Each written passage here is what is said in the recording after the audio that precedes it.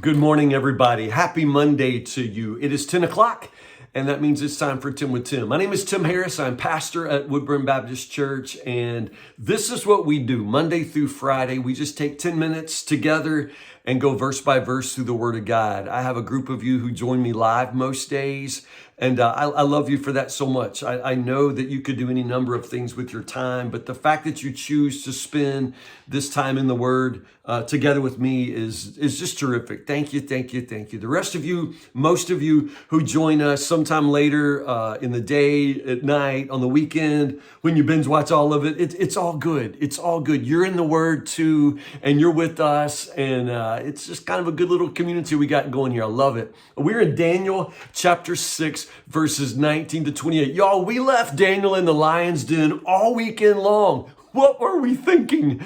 It doesn't even matter. Daniel's cool, y'all. He is okay. And this is where the story picks up in verse 19. The king, as you remember, been up all night long. He didn't sleep. He couldn't watch Netflix. I mean, it's just nothing. All he could do was fast and wait for the morning when he would go and find out Daniel's fate. See, the story starts out like an execution story. You know, whoever breaks King Darius's edict, is going to be executed by being thrown into the den of lions. And that's how the story starts out. But it really turns into what we would call more of a trial by ordeal. Trial by ordeal. It's a technical term. It has to do with an official test that a person undergoes in a legal proceeding in order to determine guilt or innocence. In, ancient or historical Salem during the witch trials, they would often try witches by ordeal. I'm not comparing Daniel to a witch, but stay with me. Understand, they would, if they suspected that a woman was a witch, they might, like, for example, tie her to a plank or whatever, pitch her in the river, and if she sank, then they would know that she, was not a witch. If she floated, then they would know that she was a witch, and then they would, sink her. So either way, she didn't do well. She wasn't going to live through it, but that's how they would find out, if she didn't drown, she was a witch. If she drowned, then, bless her heart, she wasn't. But the idea is you determine guilt or innocence by the survival of this test.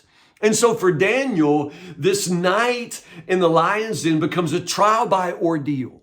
You understand?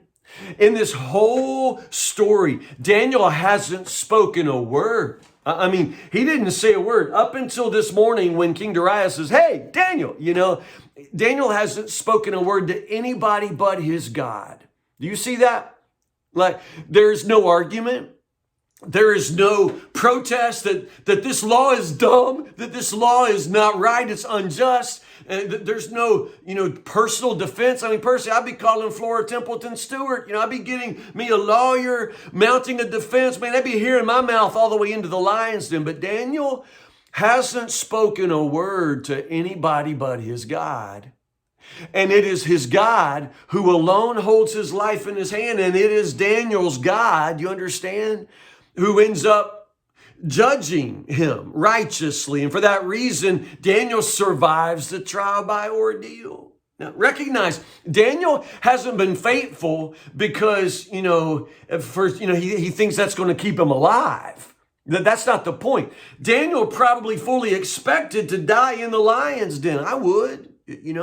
Daniel didn't pray. Daniel wasn't faithful because he thought that would somehow give him a fast pass through, suffering. He expects to die in the lion's den. You understand?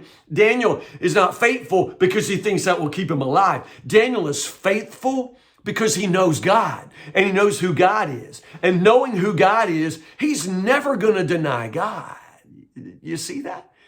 And so in his trial by ordeal, God, who alone, makes these decisions, God who alone gives and takes away life, God sustains his life. So King Darius comes down, gazes into the den of lions and says, Daniel, Daniel, was your God able?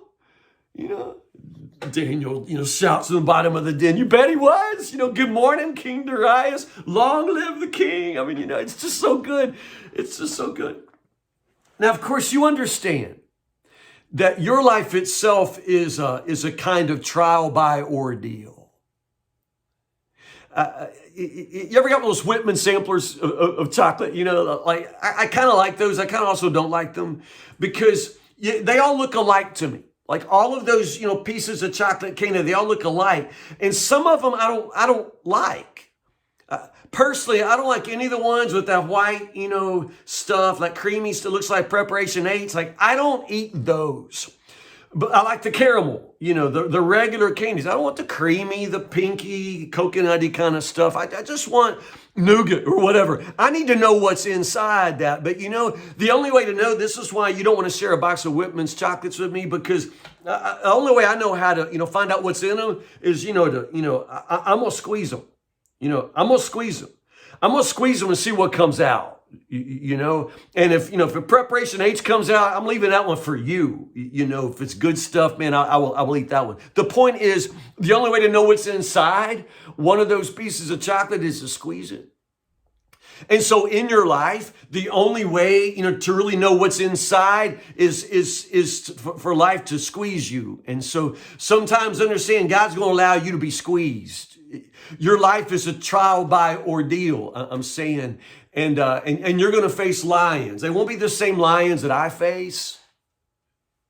Your lions may be other people who don't share your faith at work or at school or in your family. Your lions may be lions of depression or anxiety, fear, guilt, shame. Your lion might be an unbelieving spouse or a rebellious child. Your lion may be something like addiction or greed or lust, gluttony.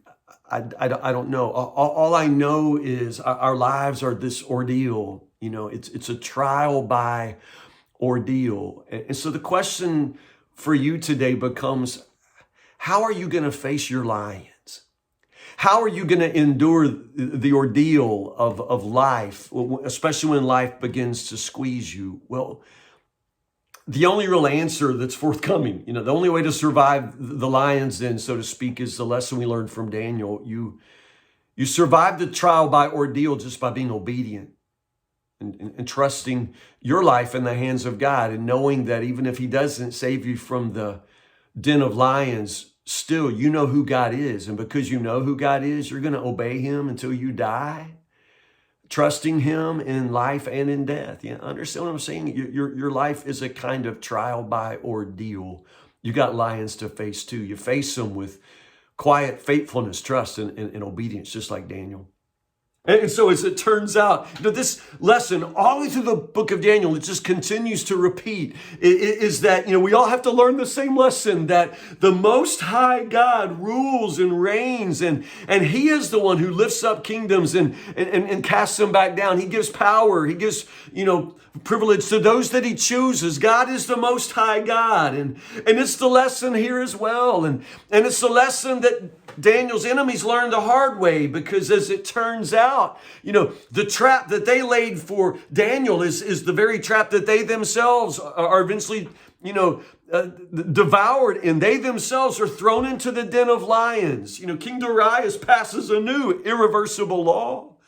And those guys and their families are cast into the den of lions. They're finished. It's an amazing story of triumph for God and for Daniel, who trusts in God. So one last thing. This story, to chapter 6 here, among other things, is obviously a picture of a life of prayer, Daniel's life of prayer. Do you just see that the power of Daniel's life comes from this quiet, everyday habit of prayer? I just want to say to you, a prayerless life is a powerless life.